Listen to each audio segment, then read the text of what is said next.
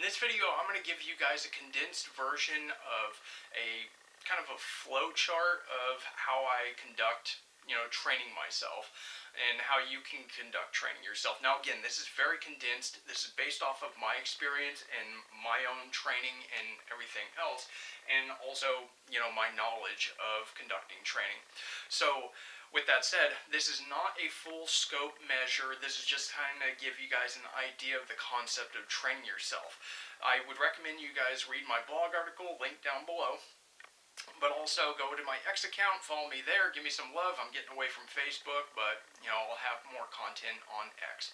So with that said, the first thing that you're going to want to do is establish a goal. Like for this video, I'm just going to say the goal is to be a good concealed carry practitioner. So that not only means gun handling skills, but you also need to be good with empty-handed tactics, but also some soft skills. So reading body language, etc. Defensive driving, and other little things like that. A little bit of third-person protection work.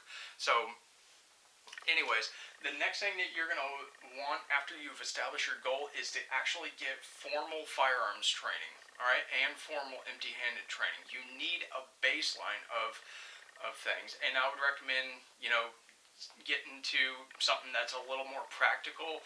Don't be sitting there doing Brazilian Jiu-Jitsu or whatever. It's kind of not really all that good of an idea. There are some things that are good, but it's not really good for dynamic self-defense, not right away. And I would recommend something like, you could do something like Muay Thai, you could do something like Krav Maga or whatever. That's what I do. So I would recommend one of those little areas, but you need formal training. There's no supplement for that, and no replacement, rather. So you need that in order to get an objective feeling and an actual experience of what right looks and feels like, and to get an idea of what the standards are. So, and kind of gauge where you're at, so you can't really fool yourself, right? So, with that said, I find that each goal is going to be broken down into situations and performance standards for those situations. So whatever it may be, say, we'll just stick with the situation of you go into a gas station and to your right you have a door. Well, as you're checking out at the gas station getting some refreshments, two people walk in. One of them's got a gun, the other guy's got a bag, and he goes behind the counter to steal the money. The other guy's holding everybody up. What do? Okay, well, that's a situation you need to train for. And if you are going to employ any kind of defensive measures, what is the performance standards? How fast are you going to need to be? How many people are you going to have to engage? What are the areas you're going to have to, what area are you going to have to work in? You got to train for all that. And that situation breaks down into two different things: your position and the threat's position. So I guess I'll introduce the flow chart here. So this is a flow chart I'll be referencing. I don't have a hanger on the wall, so you're just going to have to deal with it here. So as you can see, I broke this down into two things. So situation is more subjective, based on perceptions, feelings, emotions, knowledge. This is more objective. This is all your shooting skills and fighting skills. So this is all very objective. There are standards, there's ways to measure it, etc. So anyways, back to situation, you have your position and the threat. The threat, you can kind of make that up in your training as you go. Kind of give them different positions. Maybe they're on the left side this time, or maybe they're directly behind you. Maybe you're surprised. Maybe you're actually down an aisle and you just witness it. Are you going to interfere? What are you going to do? You can actually develop procedures, and you can actually develop a performance for that. Even if it's not pulling out your gun, you could actually develop a performance for being able to actually speed dial 911 or get out photos and stuff like that and actually be able to conduct what's called observe and report. That's like the primary mission of any kind of armed or unarmed security guard, is to at least observe and report. Be a good witness, right? So anyways, you have your position and the enemy's position. Now, your position is made up of two things: your level of awareness and your level of confidence in your skills. Okay? So your level of awareness, if your awareness is crap, but your confidence is really high. Have you ever seen people open carry in stores? Most of the time, I've never met somebody who most of the time I don't meet people that open carry or see people that open carry that actually have good awareness. They're so confident that their gun is going to help them, but that's how people get their guns grabbed out of their holsters when they open carry. It does happen. It's actually kind of common. So open carry isn't really all that popular anymore, thank God. But on the reverse side of that, say your awareness is really high, but you're not very confident. You're almost to the level of paranoia because your awareness is so high, but you're not really all that confident. You might not actually conduct yourself in a way that is actually going to be advantageous because you're just not confident in your skills to be capable of performing if anything does happen. But you'll see it happening. You'll just get to witness, bad things happen. But your confidence is so low, or your skill level is so low that you haven't developed confidence. Now, on here, it's actually supposed to kind of crosses, but awareness actually correlates almost exactly with knowledge, in my opinion. The more you know, the more awareness people generally have. Like, if you know that it's very common for people to get robbed at night you might be a little more vigilant. If you're aware that, certain behaviors are threat indicators, then you might be aware of that. Or maybe you become aware that in your local area, certain colors actually do trigger gangs to actually, retaliate. So if you're wearing like red in some area, or like using a red bandana, or you see that, then that could actually be an indicator that that is a gang member. Or if you're wearing red, then that could actually trigger them to be hostile towards you because that's their gang color in that region. I don't know. It depends on your location and stuff like that. It can be kind of interesting. Now, confidence is directly correlated with skill level. I've noticed that the more skilled people are in their own, defensive tactics, whether that's with a firearm or empty-handed, the more confident they are. And they may not be more aware, but they're definitely more confident. And that's good to blend the two with each other, because you can be both aware and confident at the same time, giving yourself the best position possible for these different little situations that you're trying to train for, right? So that actually just takes time to build. And as you can see here, it just goes right down to the clock, right? It takes time to build skills. It takes time to build knowledge. But two of those together are going to increase your awareness. It's going to increase your confidence. That is going to allow you to have a better position in those situations because you're going to start thinking tactically, right? So we're seeing that planning and programming can actually happen in the reverse. We can actually break it down. So now let's go ahead and flip over. So we already know everything's all about time, right? So you're seeing this is a time commitment. 1% of the issue is getting formal training, but that's the beginning. You cannot start the 99 without the 1%, or else you're just kind of shooting yourself in the foot, pun intended. So with that said, performance. The performance you have in different situations directly correlates to your speed and accuracy. You need to be fast enough to matter, and you need to be making those hits. If you are not very fast, but you're really accurate, you can shoot the fly off a hog at 400 meters, and you're not fast enough to matter, it doesn't matter.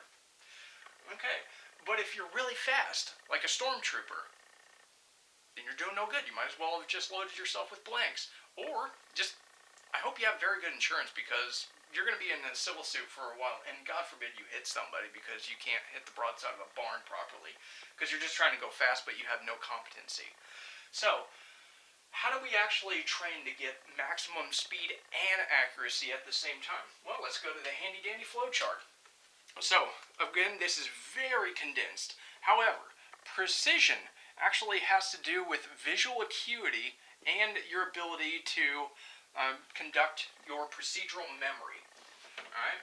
So, procedural memory is your ability to reflexively respond with a procedure under stress. There's not any cognitive need right there. There's no cognitive load put into that procedure, like tying your shoes. I can have a conversation, be full, like I can just go into zombie mode and drive a lot of the times. That is your procedural memory. You're reacting to stimuli almost on an unconscious level. That is procedural memory. But also, your visual acuity is what triggers a lot of that. Your ability to see something and actually notice something to trigger that. So it has to do with stimuli, right? You need to be able to see that and register that stimuli, right? Now with speed and accuracy have to go together, but in order to be fast, you need to have a quick time, or you need to be very quick at perceiving things. You need to be able to process things that you perceive. And then you need to be able to move fast. That takes practice, right?